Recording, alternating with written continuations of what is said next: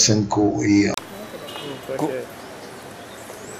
Est-ce qu'on a vu le bail Bolanda Kabiso pour ça confiance à Mbaka Malikama il est pour nous ça va information et utaka mingi ya mabiyene biso le to kiti bongo na 5 ans pour na komona koye batina nini pe ya makambo ko umela bande ko misuba ko kana ke les 15 ans faut pas ça la désordre parce que les 31 basi basinya ki makambo mais makambo nete ko bendana on dirait bango moko ba yebi eloko ba ko sala pe éviter mbote ndeko mbote ko to mono na 5 ans et peut-être que moi encourage à makambo mai o ele kakina dialogue.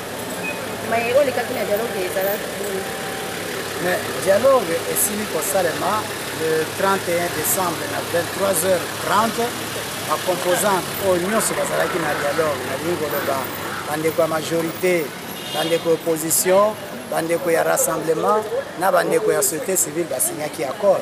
Donc pendant le 31, nous avons un accord Oyo et la gisagi polele ndengenini transition to benga ngo transition te ndengenini période to bengi préélectoral na électoral et vous allez gérer nani ako gérer ngo pe makabuni ko sala donc nangonga to sengo loba ete boyokani esili kokota kati ya ba politiciens pe boyokani wana ekiti na kati ya population parce que mukolo basingaki accord na ba 23h wana na kati ya salle to monaki ba kinois na ba kinoise belé bayaki penza betaki maboko bayembaki debout congolais et la gisi ete esengo kotaki pe kimia ekotaki to fetaki na ndenga mala to fete na ndenga mala mo be bande ko ba kolela lisusu ke on dirait pe boyebi makambo ko bo signé depuis le 31 ti to komio na ba ngonga o neti makambo elali lisusu boko ba nini pina makambo te bande ko ba kanisa tete makambo elali boyeba bien que accord ezali document politique ezali te ke ba signé ngo lelo lobi kuna batie premier ministre lobi kuna gouvernement ekoti lobi kuna pe ba élection esalemi te na kati accord ezana esika moko accord elobi boye awa to signé mukanda moye na sima to sengeli kokutana otoyo kana na ndenge ya oba bengi arrangement particulier ezali nini ezali koyoka na pona makamatali gouvernement pona makamatali ndenge nini bakopona premier ministre pona makamatali format gouvernement ozala nini est-ce que ozala 20 30 40 50 ministres pona mamatali ministre o bako proposer biso premier ministre asengeli ko répondre à critères nini pona makamatali conseil national des sages bako tiango na période donc chronogramme nyonso ya kosala makamo nyonso wana esengeli eloba manalisanga o balobi arrangement particulier o banda mokola lobby les politiciens nyonso eza la majorité eza la front pour le respect de la constitution bolobai ke bazana kati accord te eza la opposition basingaki na cité ya OUA eza la société civile eza la opposition républicaine bazali awa na kati ya 5 ans basi bakutani babandi kosolola pona kotala ba arrangement donc soki basilisi basigner le kasa wana ya ba arrangement particulier bokoyeba ete premier ministre bakobimisa ye na ndenge aboye pe premier ministre wana bakobimisa kombo na na date boye pe premier ministre wana azana mikolo boye po asala gouvernement pe président azana mikolo boye po signer ordonnance pe bakoconvoquer session to extraordinaire to nini nyonso wana ekozala kati ya chronogramme ekopesa biso ba date po makambo nyonso wana esalema na kosenga na bakinois na kosenga na bakongolais bazala na kobanga te na ngonga eye esengeli totika makambo mobulu parce que biso moko tolingaki ete bapoliticien basangana bakotisa kimia na boyokani na kati accord awa basangani babimisi accord esengeli topesa ecclesia topesa senko confiance parce que bazolandela makambo nyonso de près bazolanda makambo epai ya président de la république epai ya bapoliticien mpe epai ya président Tshisekedi partout bazolandela po ete mayemanso makomamaki na kati accord esalema mais eloko tokosenga na bakongolais ezali boye awa basigné accord rôle ya bakongolais ezali d'abord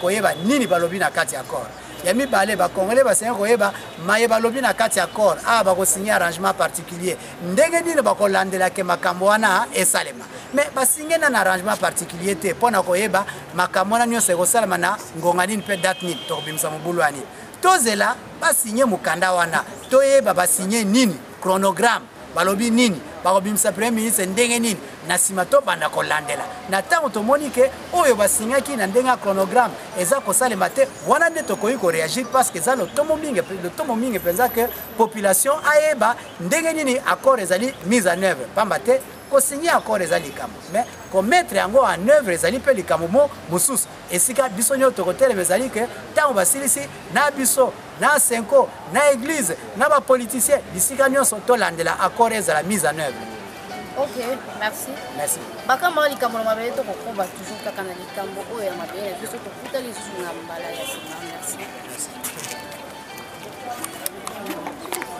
Il faut eloko tokoki koloba bazala patient oyebi négociation eza eloko ekendeke neti mpe pote négociation eza eloko moko il faut tosala parce que tozo négocier mpo na ekolo mpo na mboka mpo na bato ata nzambe azwaka 7 jours mpo asala mokili mais imaginez-vous biso atake fils de l'homme soki ye moko nzambe azwa 7 jours no atake fils de l'homme okozwa mikolo mais l'essentiel ezala eloko moko oyo ekobima oyo peuple bakoyamba na baresultat oyo baza kozela.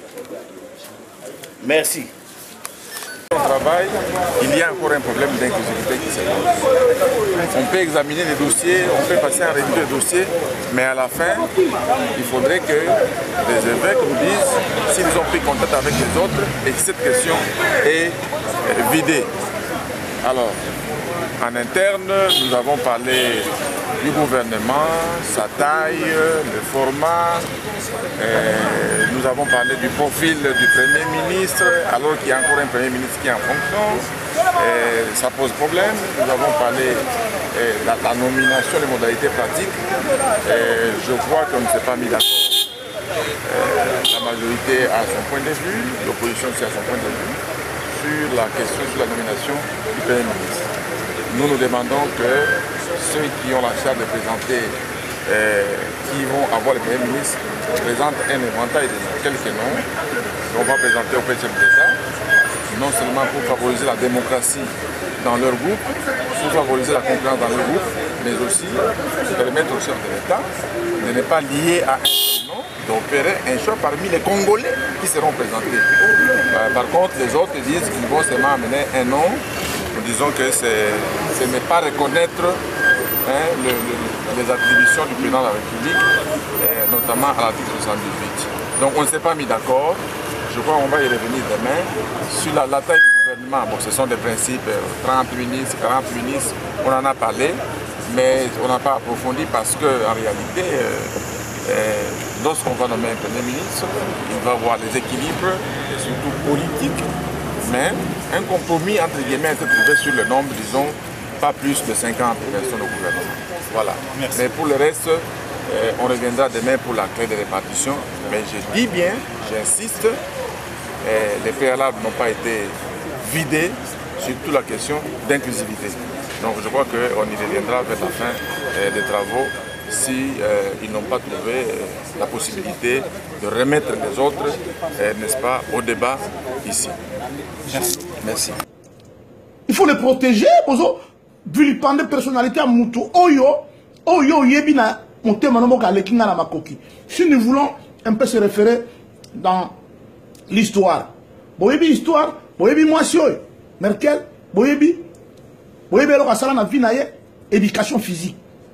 Net jibe mpiana, obo finga kasala éducation physique. Mais lelo c'est la dame de fer du monde. Boyebi Mutoyo, Berlusconi, Boyebi, qu'est-ce qu'on dit de lui? Avant d'avoir beaucoup de succès dans les affaires, Silvio a utilisé ce talent de chanteur. Azakoyemba, il chantait.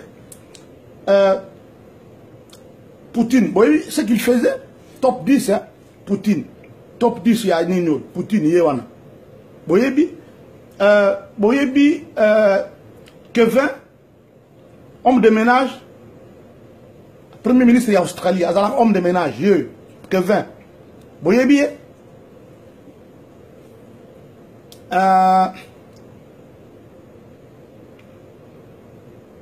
l'ancien Premier ministre de l'Ukraine, Boyebi, Boyebi, Boyebi, il y a top 10 na bango misala basala. Oba, ba outi ba misala moko ya moi, valeureux. Bango.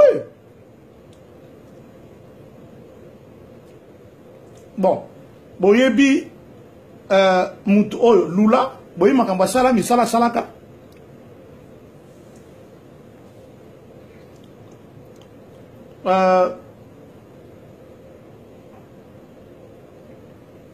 Boyebi Joyo, Gordon Makabasala en Angleterre.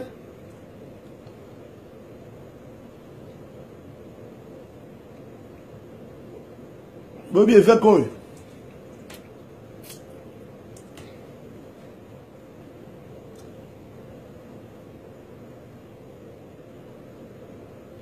Sarkozy Yewana, vendeur de glace. Boyebi Bazaï Belé. Bon, bref, je vais dire ceci. Bistoire qui est ministre, il y a finance, ça n'importe quoi. Et ils témoignent, les blancs n'ont pas honte, c'est la vie d'un homme. C'est la vie d'un homme. Faut pas rigoler, Bozo. Vous parlez des choses que vous ne maîtrisez pas. Surtout les journalistes. Nathan Congo, je ne veux pas qu'autant à Fabien Telechango, tire attention à tes attitudes.